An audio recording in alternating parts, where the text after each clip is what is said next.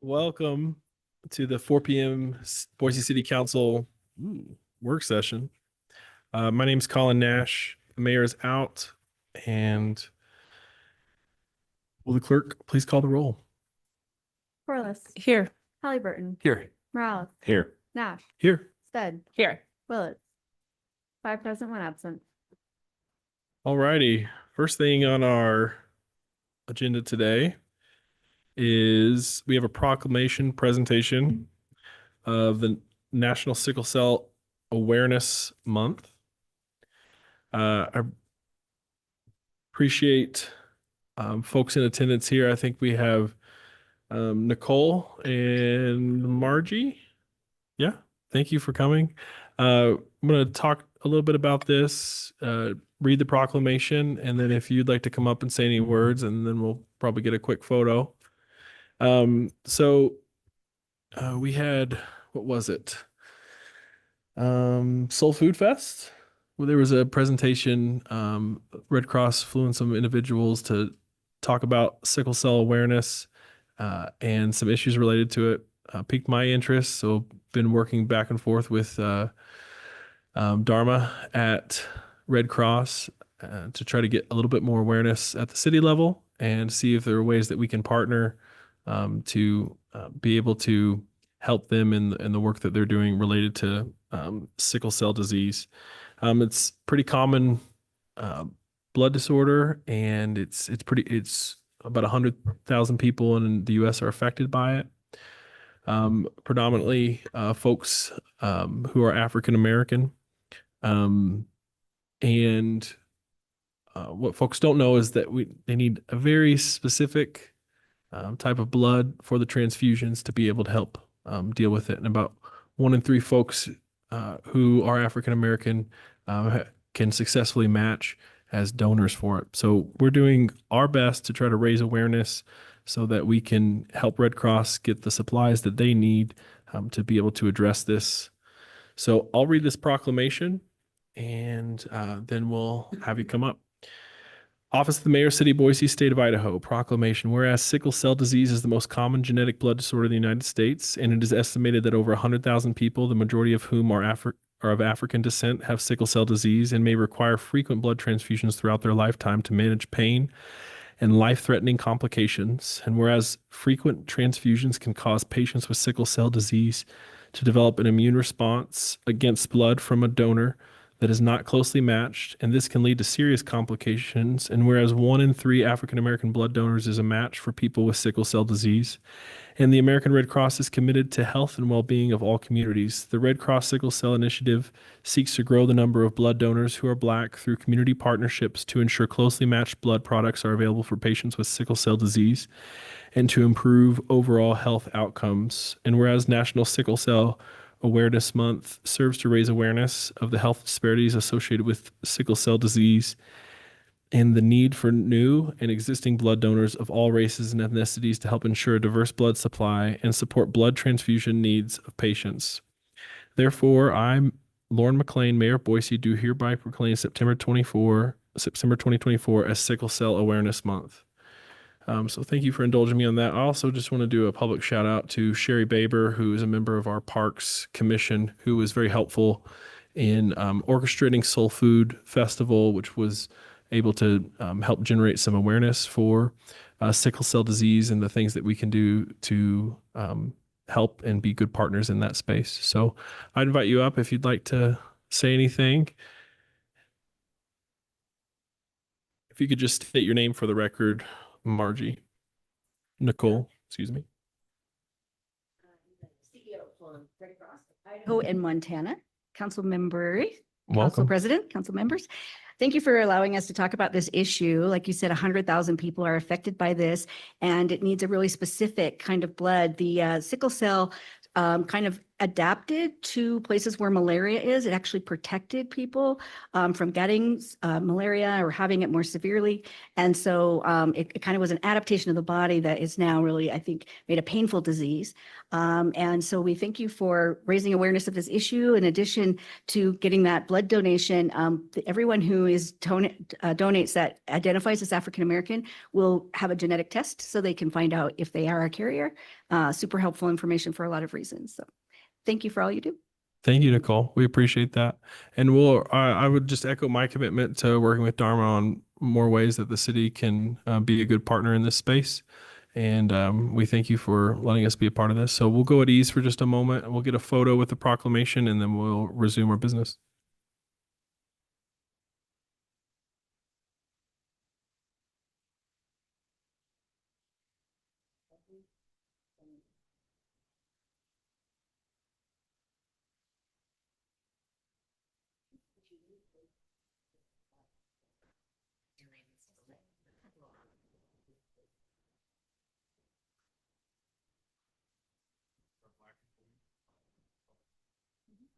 There are some limitations when they can play blood, trying to be able to get access to black population city.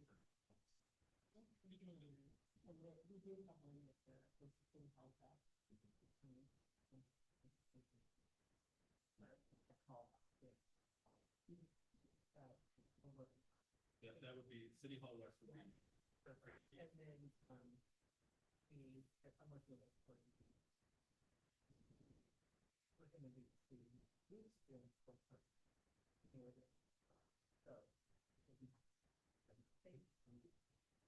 yeah, where do you want to put us? Let's slide a little bit this way. I'll get the best. All right. Over here. 3, 2, 1. 3, 2, 1. Now over at me. Perfect.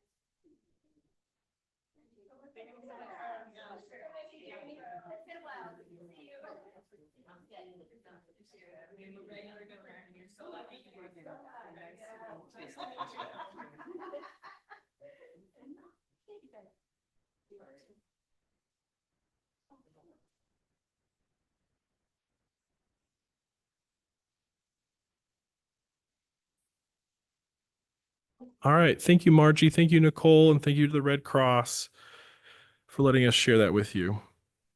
All right. Next, we have Pathways Program Update. Dane, floor is yours.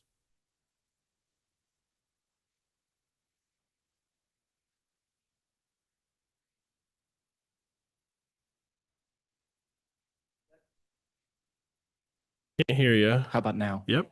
Yeah, thank you.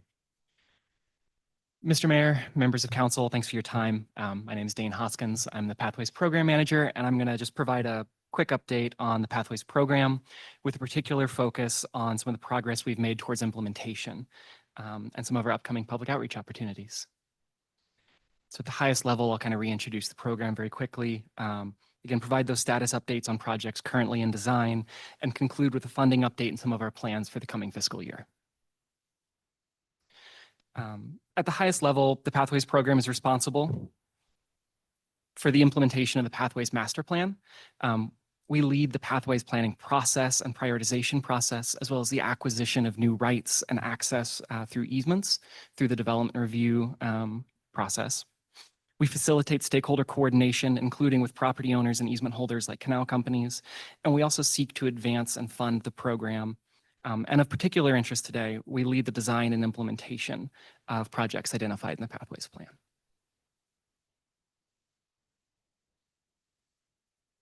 We're currently in the design for 3 active pathway projects: the Cassia Garden Pathway just north of Cassia Park, the Tuttle Lateral Pathway connecting the Spalding Ranch Park site to Capitol High School, and the Broadway Federal Way Pathway connecting the Federal Way Bikeway to the low stress neighborhoods in Southeast Boise, low stress residential streets in Southeast Boise.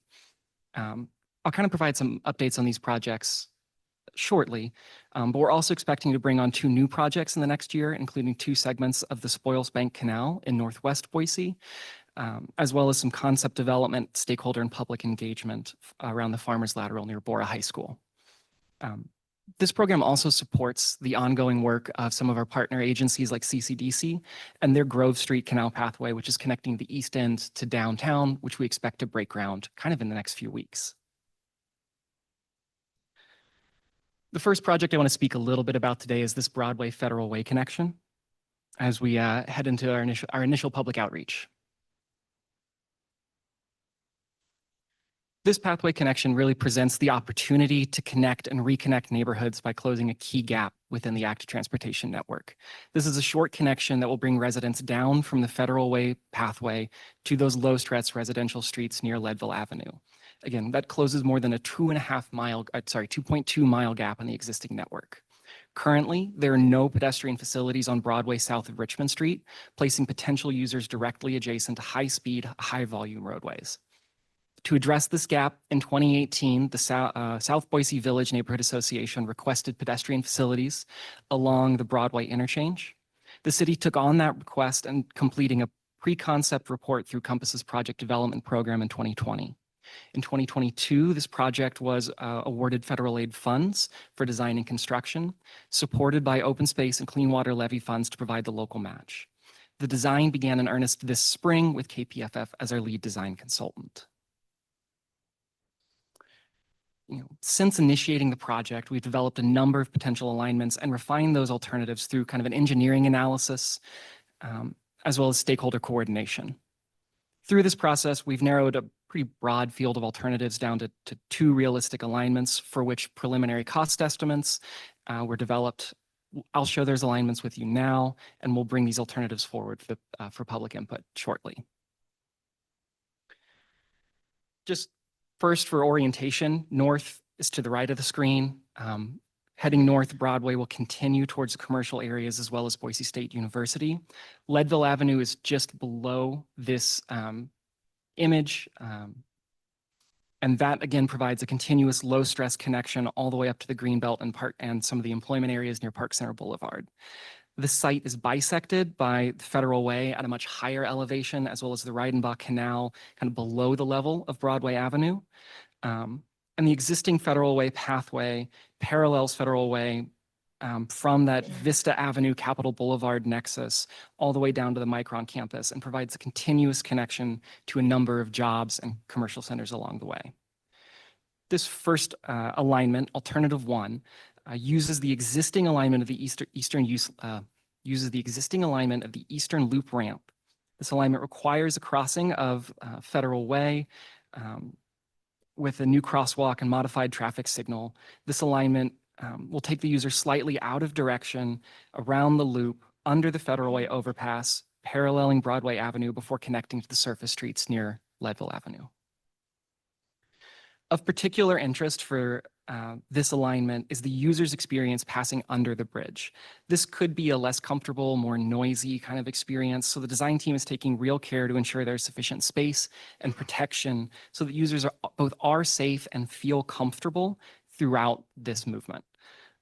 This includes placing the pathway behind the existing pillars of the structure, as well as providing substantial barriers that separate the path from traffic on Broadway. This is our lower cost option, coming in at about $3.7 million in our preliminary estimates.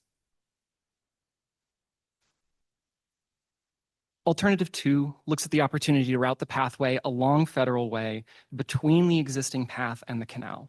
This alignment would provide a continuous pedestrian experience without ever needing to cross the high-speed roadways or wait for a traffic light. This alignment does require the construction of a substantial retaining wall on a fairly steep grade. So these engineering and construction impacts are reflected in that higher construction cost of around $5.8 million. This alternative will still fit a parallel Broadway north of Federal Way, and the same physical protections will be provided to separate users from traffic there.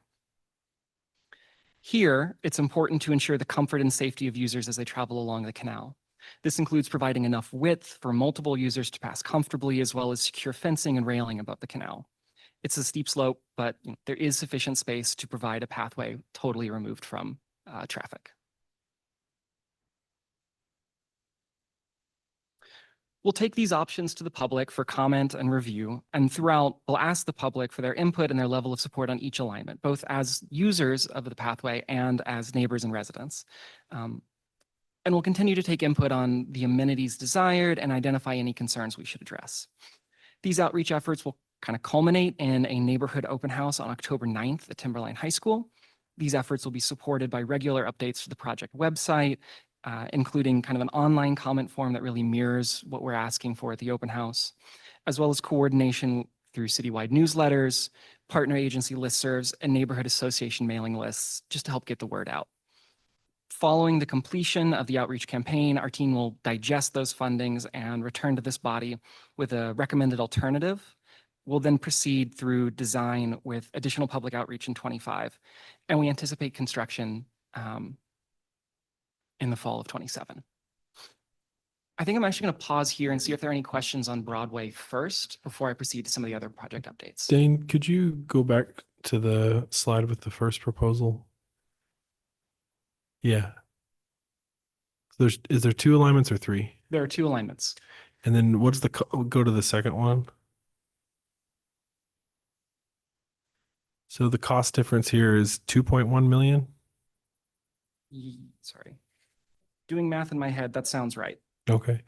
Could you just like maybe summarize just like in a sentence or 2, like justification considerations for going with one that's so much more expensive? I mean, it sounded like concerns about going underneath the noise. Maybe it's a little longer. Could you just maybe summarize the justifications there? Right. The real reason that this alternative is one we wanted to put forward is it completely eliminates that crossing of Federal Way, and you spend significantly less time alongside those high-stress roadways.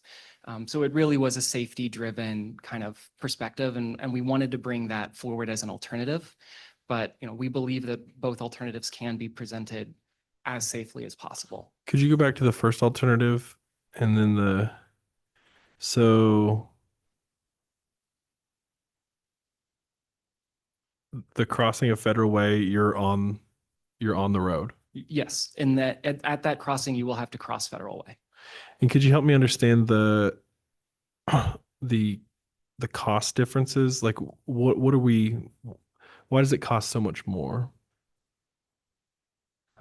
Mr. Mayor, the answer to that question is a complicated engineering question that we can get into some more detail, but at the highest level, the slope between Federal Way and the Reidenbach Canal is steep enough that constructing a pathway there will require a substantial retaining wall and some other kind of structural engineering interventions. At this level, with the kind of information that we have, that presents a significant uncertainty, not in terms of safety, but in terms of what it will take to accomplish. So it's really being driven by that retaining wall and some of the other structural features of building on a slope that steep for that long a time. And then what are our funding sources identified for this, if any? This project is funded through Compass federal aid funds, for which we provide a 7% match. That match comes from Open Space and Clean Water levy. We are funded for construction for less than what these alternatives would provide. So we would be seeking additional funding through either a federal aid source or a competitive grant. Do we know what our gap is? It depends on the alternative we select. On alternative 2. On alternative 2, it would be on the order of, give me just a moment, I've got these numbers all out of sorts. On the order of 4 million, 4.4 million. Okay, Councilor Hubbard. Dane, thank you. I think what I'm hearing you say, because we have some federal funds and then the match, is that we would probably be paying either the 7% of the first alternative or 7% of the second one, and then we would be going in and looking for additional grant funds for the remaining cost on those. But yes, sir. Great. And then can you go back to either one of the alternative maps? Doesn't really matter which one. There we go. So there's some green lines on there that connect down to Victory and a couple of the other roads. Can you talk just a little bit more about what those might look like and if those are factored into that cost as well? Yes, sir. What I'm discussing today is primarily that choice between the alignment 1 and alignment 2. There are a number of other kind of sub choices that the design team is working through, one of which is where we actually want to tie in with the Leadville Avenue Bikeway.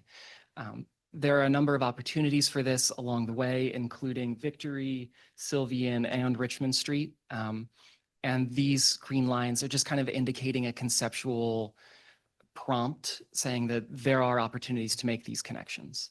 Great. Yeah. And they look like they're probably the same on both of them because at that point you're to that straight section of the road. Yes. Awesome. Well, I really appreciate the work, done for these two different comparisons. And I'm glad that you all are going to get public feedback. I think that that makes a lot of sense for people to talk about what the real user experience would be like. My guess is that there's going to be some people who might feel a little bit uncomfortable crossing 5 lanes of road on Federal Way, which is, a little bit of a, it's kind of one of our, I would say, a scarier road that we've got. And then I think that there's going to be people concerned about the price tag. So you'll I'm sure you'll get a bit of everything. But I'm glad that people will have a couple of different options to sort of wrap their head around, especially the people living in that area. Mr. Mayor, Councilmember Morales. thank you so much for bringing this. Obviously, a project near and dear to my heart. I drive through that intersection quite often, and the Federal Way pathway is just an amazing resource that I think is untapped because we don't have a lot of these connections.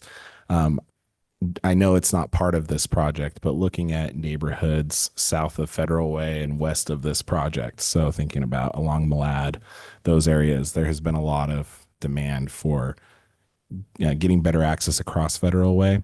And curious if there are any other ancillary conversations surrounding this project to try to connect those neighborhoods to the pathway to this kind of at the same time. Anything on your, this similar radar at least? Mr. Mayor, council member, I don't think there's any conversations that are happening tangential to this project that we're prepared to share at this point, but that definitely is something that we're aware of. I'm looking at this image and thinking about that western loop ramp and how can we, implement a crossing there that again starts to knit some of those additional neighborhoods further to the west off of Victory, tie those connections into the same project. So it's definitely something we're aware of and are happy to continue looking at as these projects move forward. Awesome. Thank you. And then one other question, looking at alternative 2, what are the, public right of way rights currently? Have we engaged with the Nampa Meridian Irrigation District? Are there partners there that will be coming in on kind of that project being that close to the canal? Yeah, Mr. Mayor, council member, as part of that vetting process that I talked about, we had a meeting with the local irrigation district, Nampa Meridian, and walked them through some of the alignments that we were considering.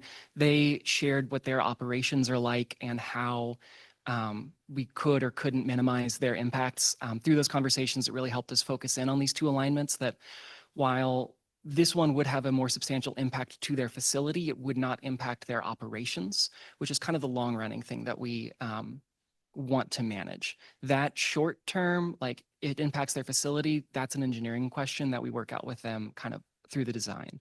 Similarly, we met with ITD who operates Broadway, and they shared their right of way. They shared their forward plans for additional pedestrian facilities in the area and some of what they've got coming through the pipeline. And so we were really able to align some of our efforts and make sure that we're all pointed in the same direction on that front. Mr. Mayor, finally, just want to thank you. You mentioned there's a lot of acronyms there. We got Compass, we got NMID, we have ACHD, ITD. Thank you for all the work that you've done to get us to this point, and excited for those neighborhood open houses. Thanks.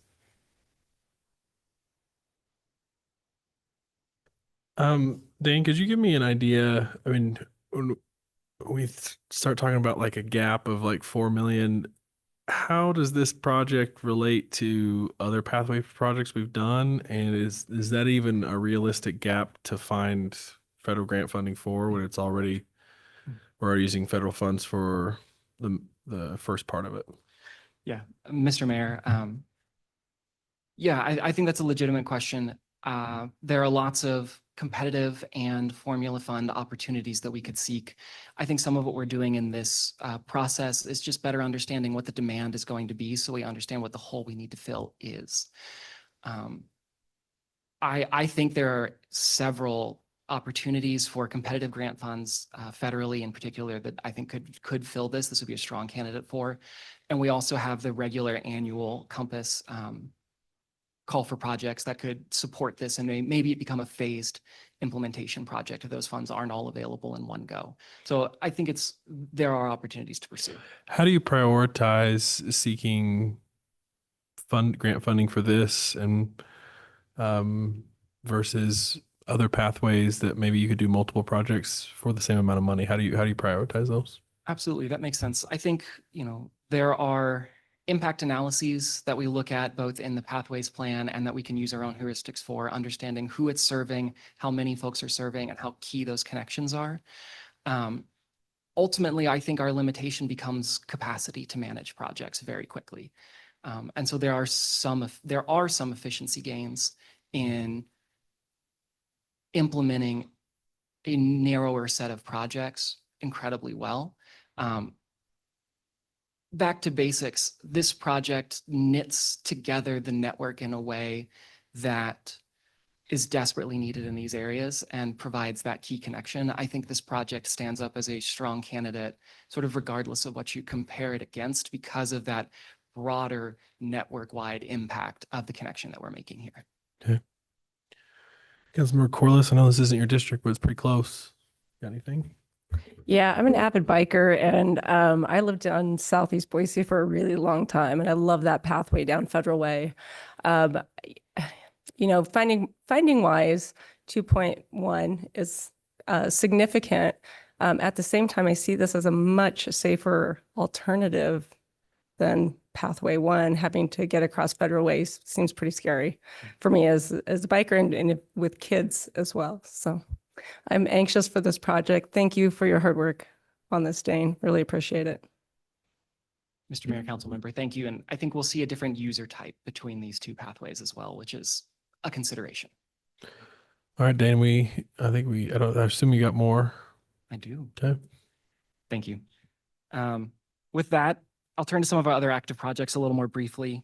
This summer, we used the pathway planning funds that were dedicated to this program to bring on Alta Planning to support the design of the connection from the Spalding Ranch Park site to Capitol High. Again, a few alternative alignments have been developed, but most importantly, the technical and engineering feasibility of the connection have been validated, particularly at that pinch point where the Spalding Ranch Park site meets the Capitol High property. This is a critical first step in confirming just the viability of this project moving forward. In close coordination with parks and the development of the Spalding Ranch site, we're bringing these alignments forward to stakeholders, including school district and irrigation companies. Again, that similar vetting process that we discussed, as well as property owners. Once we've built that foundation, we can bring this connection forward as well to the broader neighborhood for public engagement. Dane, could you go back to the image? I think one thing that might be useful in further conversations about this, if you do present on this again, is helping, because Spalding Ranch is partially developed. We've done some stuff there in the last year, helping folks in the neighborhood understand how this is going to integrate with Spalding Ranch. It was my understanding that there may be a pathway that runs along the Tuttle Lateral that might end up in that cul-de-sac. That's just next to but I could be wrong, so I don't want to. Am I in the right place here? Mr. Mayor, the most recent site plans that I've seen for the Spalding Ranch park site include a pathway that runs all the way up into the corner where this project picks up. So the point of this project is to take that pathway in the Spalding Ranch site, pull it through this pinch point, and connect it to Capitol High in Milwaukee Park. Okay. Yeah, I think helping the neighborhood kind of see that whole vision and maybe not just what it may be specific to pathways versus parks, I think would be useful. It was just there for our cross country meet last week, and yeah, I think this would be really exciting to be able to. I think people have tried to find ways to access Milwaukee Park in ways that are usable, and I think this would be something very exciting, and it would probably be people's first introduction to Spalding Ranch as well.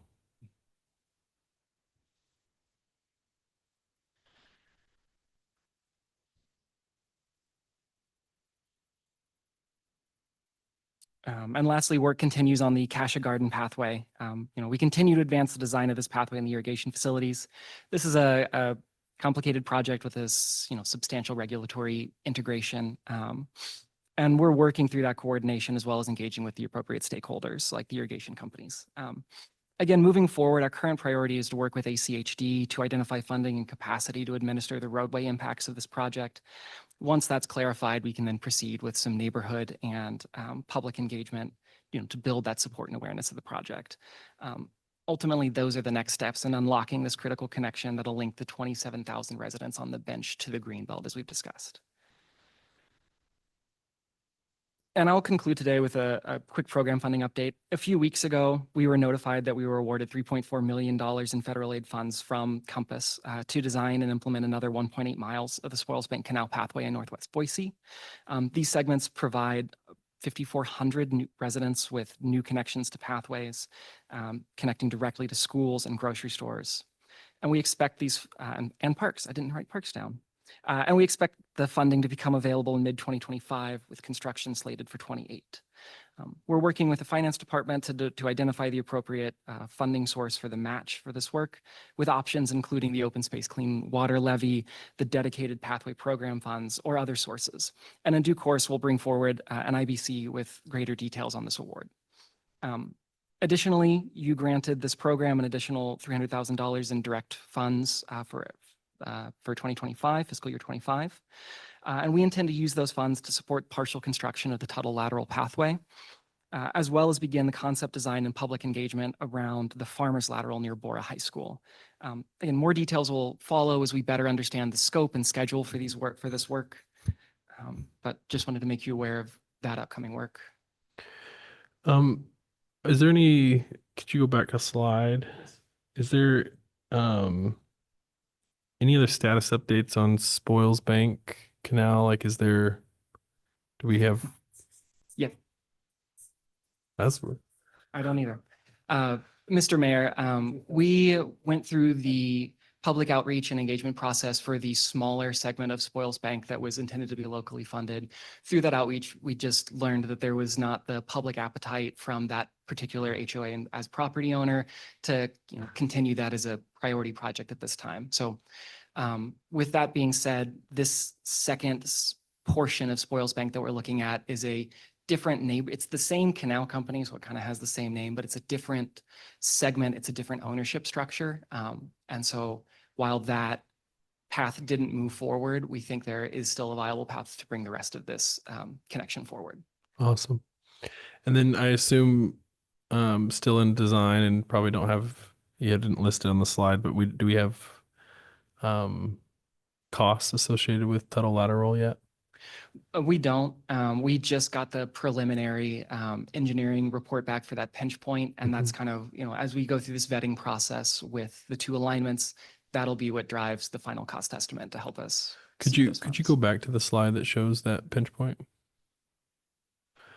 Could you describe that a little bit more in detail on what considerations there are between the two concepts? Some of it, yes, Mr. Mayor, some of it is essentially ownership structure and maintenance and management. So working with parks as well as the school district to understand whose property this will be on, how that impacts the operation of this site, and as well as, user interfaces and alignments. There are several stakeholders that have structures or have acting operations in the area. And so understanding how those all operate together. Is that property line the white line? Yes. And everything north of it is Capitol High and the school district, and everything south is the city? Yes, sir. Gotcha. Has there been any talks with the school district yet about this that you'd be comfortable sharing?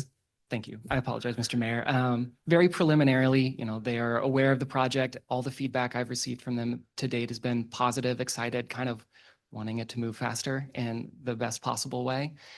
So those conversations become more serious when we have diagrams like this to talk through, but I don't have any concerns with that yet.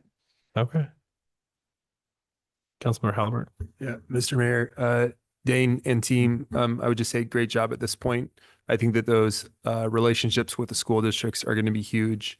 And so far, they've been a great player, really supportive with our other project that we did on the linear park, just south of or just north of Capitol. And so I think continuing to build those relationships is key and something that I think if council can be helpful with, please let us know how we can plug into there with that relationship building. Really excited to see the one up on Cassia. I've gotten some seeds from a lady that has a seed library along that back area. People are already walking and riding along this stretch a lot. And that really would open up a key sort of connection there. And then I just want to say, good job one more time on finding the specific grants for the specific projects, because some of them are really specific. The Reconnecting Communities grants that are out there are a perfect match for one project, but maybe not a perfect match for something else out there. And so kind of figuring out how to thread the needle with those different federal grants, I think will be key for the individual projects that we have. And when we have a good fit for this one, we'll apply for it. When we've got a good fit for that one, we'll do that too. So lots to navigate, as Councilmember Morales said, and good job with all that navigation. Mr. Mayor, Councilmember Corliss. Dane, hey, thank you again for this presentation from you and the team. I just had a quick question on the, of course, on the Cassia Garden pathway. Do we have funding identified for that project? Mr. Mayor, council member, yes, we do. That project is also funded through Compass federal aid funds. Okay, great. Thank you. Dane, could you go back to Tuttle Lateral one more time? Is there any way we could integrate that private pool in Bay Hill Springs that's on the far right side into the pathway? I think that might be a amenity we should include. Mr. Mayor, I respectfully have no comment. Okay, all right. Yeah, eminent domain and just kidding, public. Anything else, council? Okay, thank you, team. We appreciate it. All your hard work. Thank you all for your time.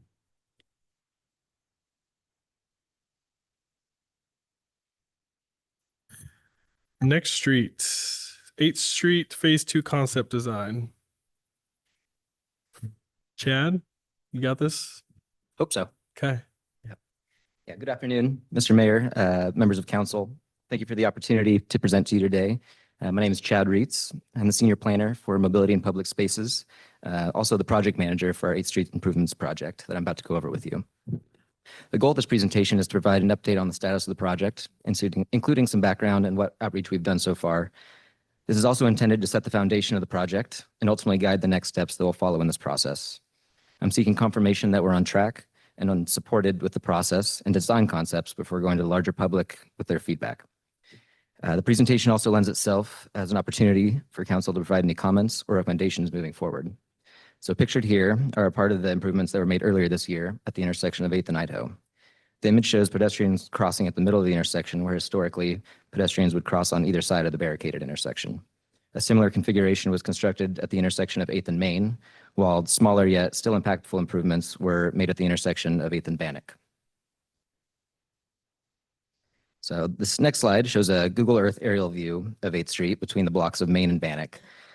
This is effectively the scope of the next phase of this project. The previous phase, as I mentioned, focused on the improvements of the intersection, while phase 2 determines what improvements can happen in between those intersections. The 2-block corridor shown here from building face to building face serves as the current project limits. However, the design of this space will take into account the larger 8th Street corridor as a whole from the Boise River to the foothills. So the project goals are as listed here: keep 8th Street people-friendly and car-free, enhance accessibility, support local business, create and maintain an active and engaging public space, organize existing amenities for a positive experience. So to quickly provide some background on where we've been, this portion of 8th Street was closed to cars during COVID in order to provide more outdoor seating and spacing for businesses who face these 2 blocks. Patios were able to expand across what was once the sidewalk and also furnishing zone, where things like bike racks and streetlights live. Since then, majority of the feedback from businesses and the public has been positive due to the increased activity in this area. This, however, did not come without challenges, especially to those with disabilities. The city installed temporary ramps to improve access to businesses, placed orange barricades to prevent those with vision impairments to unknowingly enter into an intersection, also made efforts to organize other furnishings to make this an effective and shared space. The city then hired a planning consultant to author what is titled the 8th Street Accessibility and Mobility Improvements Report. This report provided recommendations on how this shared street could be made most accessible for all users. That process included extensive public outreach to several groups like the business community, vision mobility impaired community, special user groups, City Boise's Cross Disability Task Force, bike and pedestrian advocates, partner agencies, and design and construction professionals. The findings of this report kicked off a design and construction process for phase 1 of the improvements, which included relocating the pedestrian crossing to the center of intersections, installing truncated warning domes and tactile wayfinding strips, relocating pedestrian push buttons and signals, and ultimately the removal of those barricades. The current project can be considered phase 2. So I touched on the specific project goals in my last slide, but one overarching goal of this project is to have a comprehensive, thorough, and inclusive engagement process to hear from as many groups of our community as reasonably possible. So now where we're going. Earlier this summer, the city hired a design consultant to 1, evaluate the existing conditions and precedents that got us to this point, 2, to support public and stakeholder outreach, and 3, eventually compile feedback and finalize the design for this 2-block corridor. The project was formally kicked off in June, which is when data collection and topographic survey efforts began. In early August of this year, the city hosted 3 separate existing conditions workshops, which solicited feedback on the existing use of the space and other current conditions, including operations and maintenance.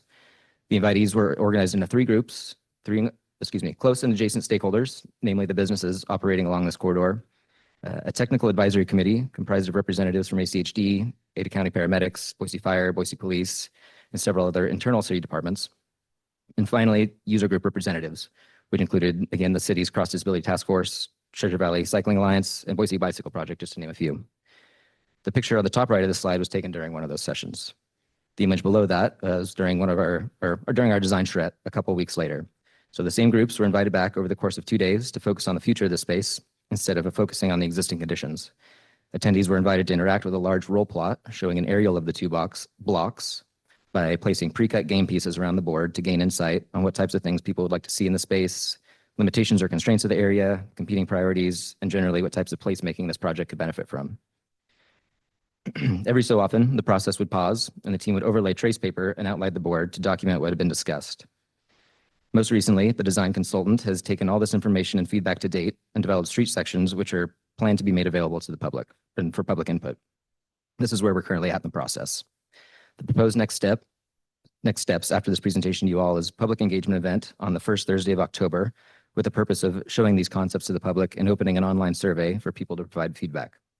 The survey is anticipated to run approximately 2 weeks, and from there, the city and the design team will work towards developing a preferred alternative, which will be brought to you all again with a request to affirm a preferred design concept in order to begin a more detailed design process.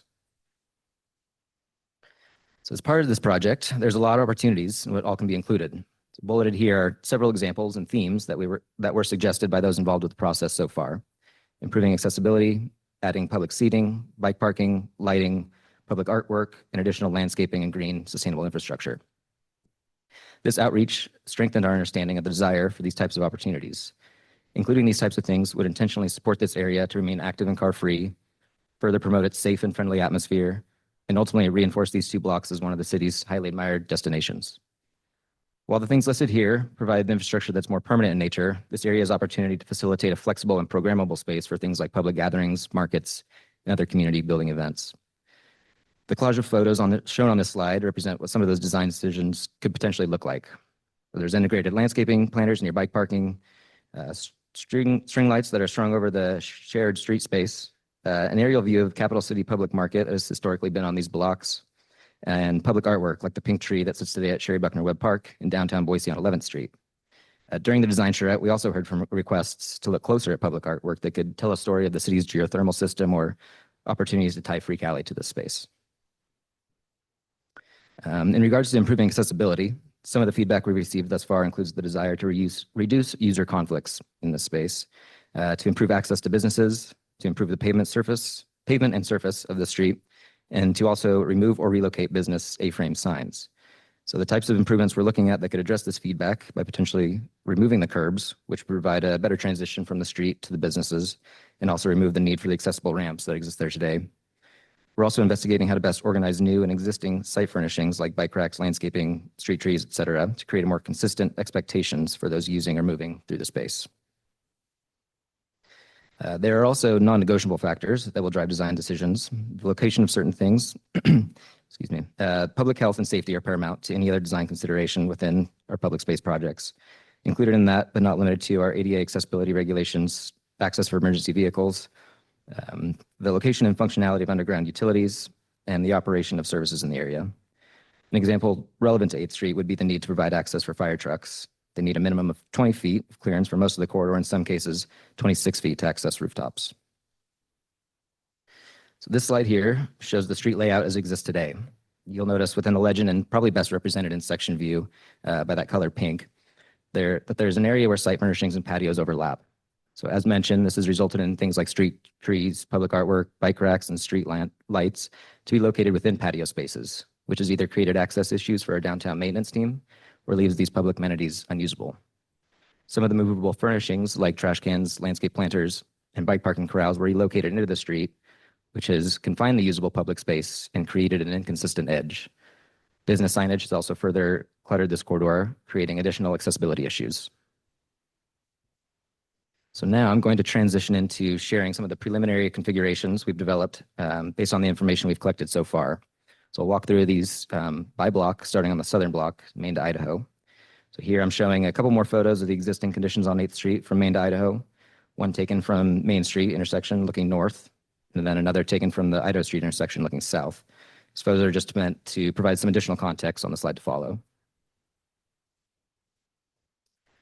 So this slide shows conditions again between Main to Idaho that can be further refined to accomplish the goals of the project.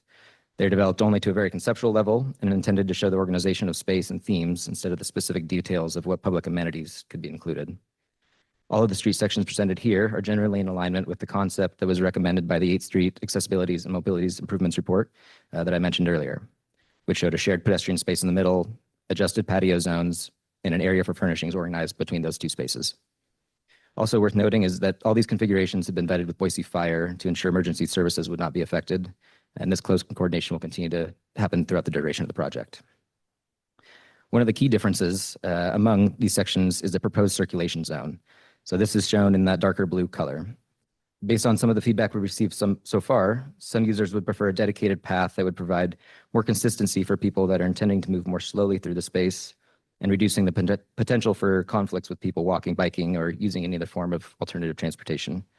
People using this area would still be directed towards the accessibility improvements at Main and Idaho intersections that were completed earlier this year. This does result in a reduction of the shared public space, but still supports the mixed use of bike and pedestrian circulation in the center. Another key difference would be the adjustment of patio space. So all the concepts shown here revise the amount of patio space that was allocated to businesses during COVID. You'll notice the section shown at the bottom has the largest patio space available for business patrons. Much of the feedback we've received reinforced the understanding that outdoor dining is a significant appeal of this public space and further supports activation of this area. Like the inclusion of the circulation zone, larger patios does further confine the use of the shared space and opportunities for flexible and programmable plaza-like area. Not all businesses have patios on this block, and in that case, those areas would simply function as shared public space.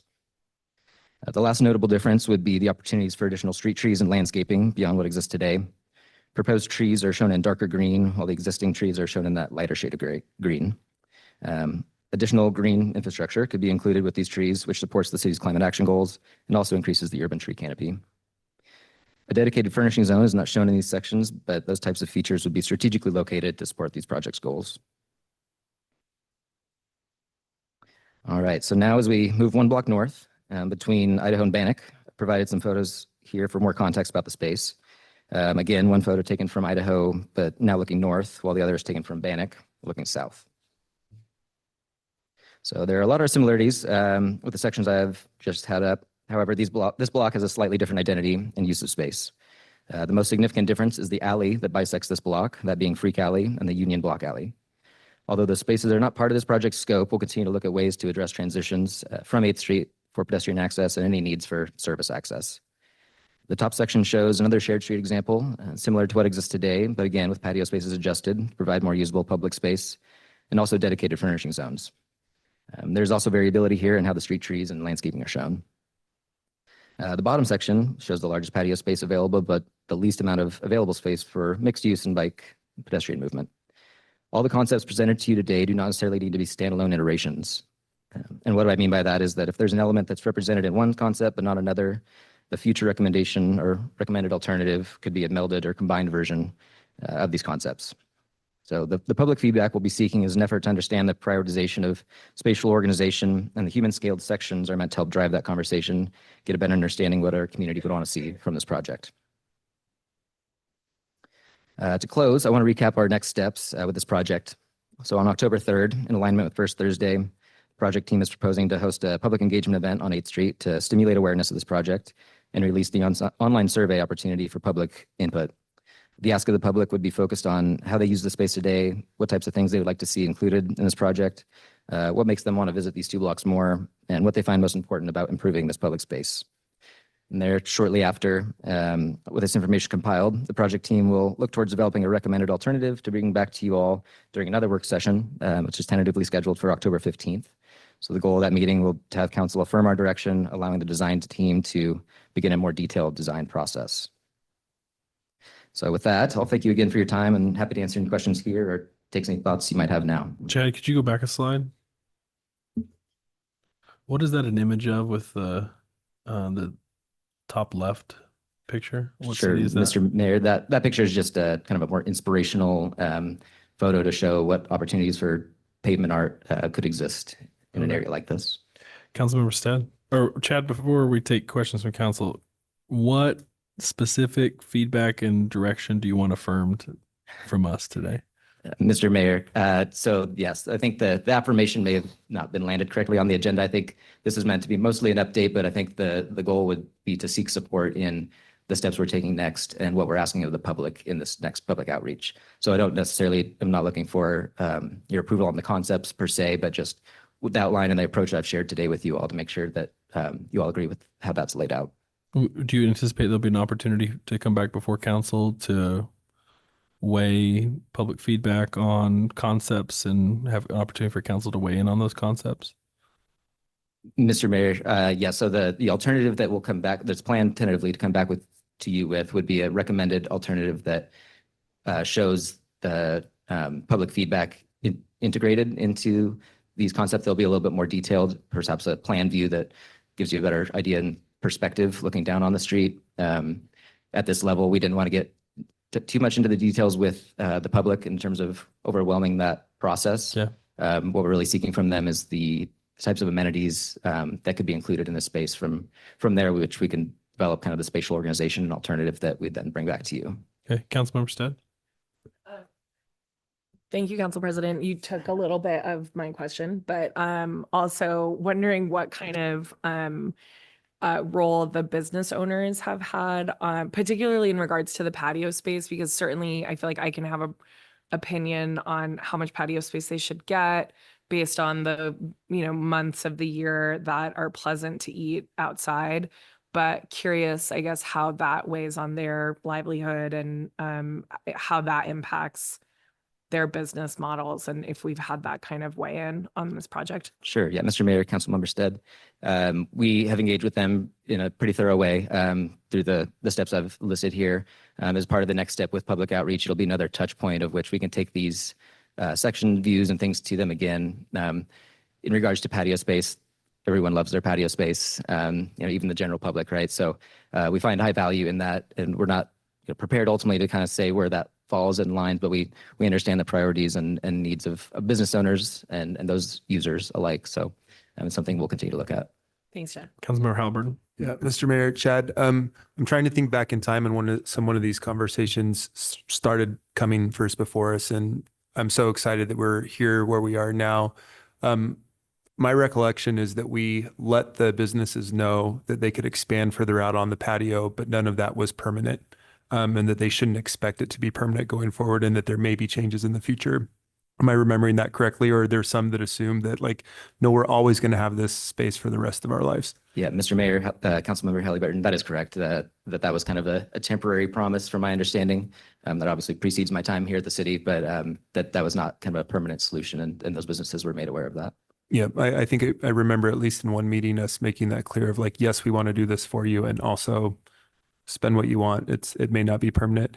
With the solutions that we sort of, or the proposals that you kind of outlined a little bit there, um, I'm guessing that nobody will lose more patio space than they had prior to the pandemic? Or is there an option there where people are actually losing space that they had in 2019? Mr. Mayor, Councilmember Halliburton, that would not be the goal to reduce patio spaces beyond what existed pre-COVID. The goal would kind of maybe to find a middle meeting ground between what exists today and what they had previously. Great. And then just a couple more questions. I'm wondering if we've engaged any of our sort of local event community as far as getting their input as well. I think that this is one of our festival streets. Can't remember if it's actual. It's not an actual. Nope. Okay. Still have a few events on there, so that might be worth checking in on, but it doesn't sound like it's a designated festival block. And then so I guess just my final one would be, I think it's great and important that we get, plenty of bike parking in there in front of the businesses. You can walk down there and see how full it is all the time. And I hope as we're looking at some of these alternatives, we're also sort of looking at those supporting side streets, bike corrals on the street that might sort of aid in that visibility along the corners, or sort of increasing them in some other areas as well. Because you go there every single night, and I think you could put as many parking spots as you wanted. Every single one of them would be full. So I hope that it includes sort of an expansion out, either bike corrals on the streets or some other spots too. Councilmember Mayor. Morales. Thank you. I wanted to join Councilmember Halliburton on talking about event programming on this street and just making sure that that is on our mind as we anticipate changes. Obviously, we have some great programming that happens down there, and making sure that that is able to continue to be done in a vibrant way, I think is really important. I also just wanted to ask a clarification, getting a little bit of it from the patio questions that have been asked. But my assumption, and I want you to kind of clarify and bring me up to speed, is that most of the patio space being used by businesses is in public right of way. And how, if there's any kind of fee for using that space, what the process looks like in terms of claiming that space. Some businesses don't, but maybe if a new business came in, or if they wanted to claim it, what that kind of looks like, just from a general view. Sure. Yeah. Mr. Mayor, Councilmember Morales, to my understanding, and I could follow up on this to confirm, but they're not, it ultimately is public right of way. The allowance of that space being given to them during times of COVID wasn't at a cost, is mostly to support their economic viability. However, I think moving forward, depending on how this process follows, we could investigate what that type of allowance would be, or fee structure could look like, for utilizing the public realm for private business. Chad, does the city have any opinion on space that we may have granted for patio access that's being underutilized or not as activated as other businesses? Is it something we weigh in any of this? Like, if someone is using no patio seating, but they have all this space and someone is using all of it, how do we weigh that? Mr. Mayor, yeah, that's a great question. I don't know that we're kind of evaluating business by business, because one business may be more full than the other more times of the year than not. Isn't something that would necessarily result in a reduction of that business that has maybe less frequented. However, I think the allocation of space they'll move forward in a design process that'll follow will kind of dictate that. I don't know that this process will look to kind of change patio spaces based on the business. In that, I mean, not having a dedicated line of patios where you have some recess, some not, because one of the issues we've come through and observed as well from the public feedback was the inconsistent edge doesn't create a usable space that's enjoyable for most of our users. Okay. Council, any other feedback? Mr. Mayor, Councilman Morales? just one other comment. I really appreciate the work that's being being put into this. This is obviously a very vibrant part of our downtown, and contributes to a lot of people enjoying it late into the evening. It's so safe, I think, because of that vibrancy, and know that it'll just continue to get better thanks to the thoughtful work that's being put into this. And I hope it's a model maybe for other streets, whether they're closed off completely or not. I will say there are parts of 8th Street further south where I feel like a Plinko puck going, between traffic meters and trees and patio spaces. And so, hopefully this is motivation maybe to other parts of the city as well to be able to harness some of the things that we're learning through this process. Thanks. Chad, thank you very much for this. I just want to, what an asset this is to the city and to the state to have 8th Street. I mean, I think about like, we're not discussing going back to having cars on this street. Like it'd be unthinkable. And I think that's what happens when you activate spaces like this. Going backwards just doesn't make sense at all. And we wish we would have done it sooner. So thank you for this. Thank you to the mayor for prioritizing resources to activate this space and have this something we can all share and value. Yeah, Mr. Mayor, just real quick. I've been a part of this conversation now for more than 5 years, and we've been talking about 8th Street and what we wanted it to look like far before I was on council, and I would have been one of the stakeholders at that point. So it's so exciting to get it this far. I do sometimes joke that we shouldn't, 8th Street's the only street that we have control of in the entire city. And so there's an opportunity to do that right. Because if we don't do it right, we really shouldn't be passing judgment on any other street when we only have one to worry about. So I appreciate that, like, that we're trying to get this right, that we're taking the time to do it, that we're engaging with everyone, because I think that, Councilmember Morales is right. We've got an opportunity here to really set up an example on how we can activate streets as public spaces. And I think we're doing a great job, and I think you all are on the right track. Thank you, Councilmember Halliburton. Thanks you, Chad. I'd entertain a motion to go to executive session. Mr. Mayor, I move that we go into executive session pursuant of Idaho Code Section 74206 1CF to consider property acquisition and pending or probable litigation. Second. Clerk? Halliburton, Yes. Morales, Yes. Nash, Yes. Stead, Yes. Willett. Yes. Corliss. Yes. All in favor, motion carries.